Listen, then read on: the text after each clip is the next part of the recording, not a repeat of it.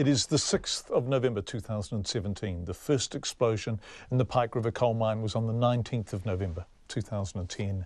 7 years on, the families of Pike River victims say it's only now they're finally being listened to. Some of the families came to Parliament today to discuss the new government's plan for manned re-entry into the mine. Political reporter Benedict Collins has more. 29 miners were killed in explosions at the Pike River mine in November 2010. For years, the former National-led government maintained it was too dangerous to re-enter the mine drift to try to recover the bodies. But the new government intends to do just that.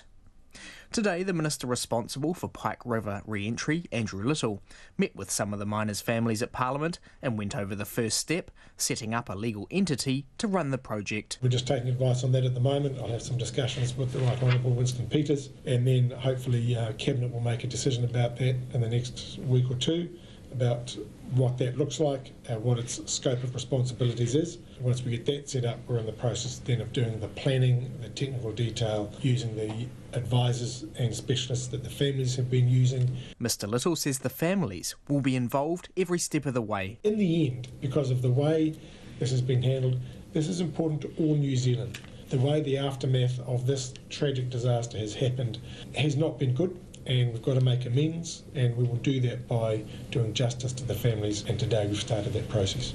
Anna Osborne, whose husband Milton died in the disaster, says the families are impressed. We feel part of a team now. We feel like we've been finally listened to after 7 years, and it feels great. It feels great to be in this position, knowing that we've got a minister who we solely trust. The families have all discussed Mr Little being our minister for the re-entry, and the families are all on board, and we're excited now just to get it underway and happening. A spokesperson for the families, Bernie Monk, says they feel like it's a fresh start. All the problems we've had in the past have been wiped. We're starting with new people on the ground. We've got confidence in Mr Little making this happen, and we're going to stick by that and going to be part of it, and that's the most exciting part.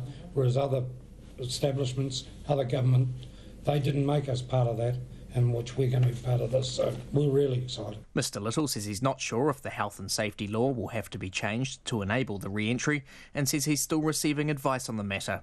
From Parliament for Checkpoint, Benedict Collins.